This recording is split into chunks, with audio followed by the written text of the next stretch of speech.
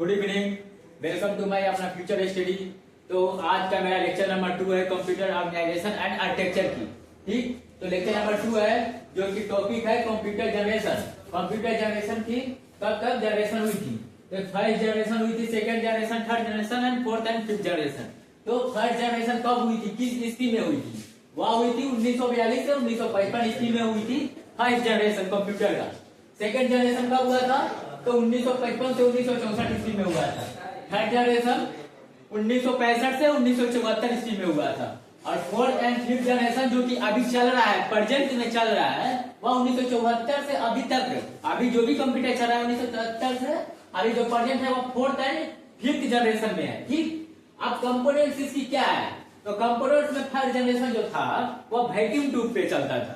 ठीक है, उसके बाद फिर आया सेकंड में ट्रांजिस्टर हो गए, थर्ड में आया फिर इंटीग्रेटेड चिप पर चलता था, फिर VLSI एंड ULSI। तो volt large scale integrated, ULSI का अल्ट्रा लार्ज स्केल इंटीग्रेटेड होता है। अब ये लैंग्वेज कौन कौन सा लैंग्वेज चलता था? तो फर्स्ट जनरेशन में पहले मशीन लैंग्वेज जो कि 01 पे चलता था। ओनली फॉर आपको कोई भी टाइप करना हो, अभी तो इंग्लिश टाइप लैंग्वेज चलती है, तो पहले जानते हो क्या लिखना पड़ता था? जैसे आपको लिखना होगा वन लिखना होगा तो वन को क्या लिखिएगा? इसका बाइनरी 1 होता है। ठीक, वही 5 लिखना होगा अगर आपको कंप्यूटर में, तो आप पहले 5 का बाइनरी निकालते होंगे। 5 लिख दिए, 2 2 या 4 1 2 से 2 1 0 1 0 1, मतलब इसका बाइनरी है 101। पहले से जब मशीन लैंग्वेज फर्स्ट जनरेशन था 1942 1955 ईस्वी में, तो उस समय आपको 5 लिखना होगा, तो जानते हो क्या लिखते होंगे? 101 ऐसे लिखा जाता था 5 पहले के। लेकिन उसके बाद फिर वो डेवलप किया कंप्यूटर, सेकंड जनरेशन आया तो उसमें क्या आया? Assembly language. ठीक, फिर थर्ड जनरेशन आया, उसमें हाई लेवल लोग यूज करने लगे, हाई लेवल लैंग्वेज। फिर उसके बाद उस आ गए RDBMS, मतलब रिलेशनल डाटाबेस मैनेजमेंट सिस्टम। फिर फोर्थ एंड फिफ्थ जनरेशन जो कि अभी चल रही है जनरेशन, वह मेरा क्या था? उस RDBMS, मशीन लर्निंग आ गई, आर्टिफिशियल इंटेलिजेंस आ गई। ठीक, तो यहीं तक। तो जो फर्स्ट जनरेशन, मतलब जो फर्स्ट डिजिटल कंप्यूटर आविष्कार हुआ था वह कब हुआ था? तो वह 1943 में आविष्कार हुआ था, जो कि यूनिक नाम से था। क्या था? यूनिक नाम से द डिजिटल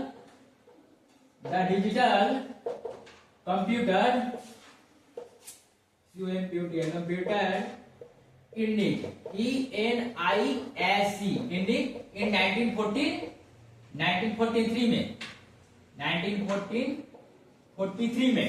ठीक, था जो कंप्यूटर था डिजिटल कंप्यूटर, वो यूनिक नाम के था, जो कि 1943 में हुआ था। ठीक, वो की electronic numerical and integrated circuit था। इसका फुल फॉर्म जो होगा इलेक्ट्रॉनिक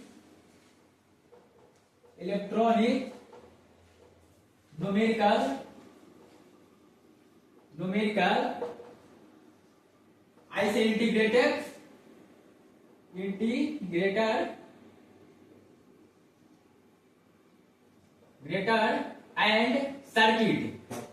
एंड सर्किट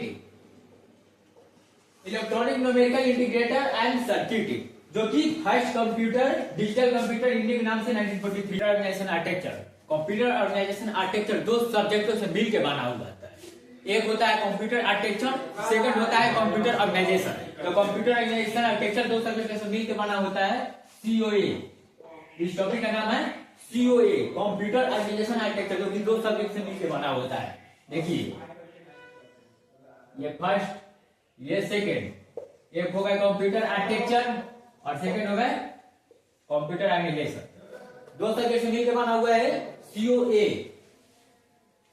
अब देखिए, कंप्यूटर आर्किटेक्चर में क्या होता है? इंटरनल डिजाइन होता है। क्या होता है? इंटरनल डिजाइन होता है। Internal design. ठीक, और कंप्यूटर ऑर्गेनाइजेशन आर्किटेक्चर में क्या होता है? हाउ, कैसे इंप्लीमेंट किया जाता है, ठीक है, तो यही जो है COA इसीलिए नाम पड़ा क्योंकि दो सब्जेक्ट मिलकर बना हुआ है। फर्स्ट CA, दूसरा CO। कंप्यूटर आर्किटेक्चर में इंटरनल डिजाइन होता है और कंप्यूटर आर्किटेक्चर में कैसे इंप्लीमेंट किया जाता है ये होता है।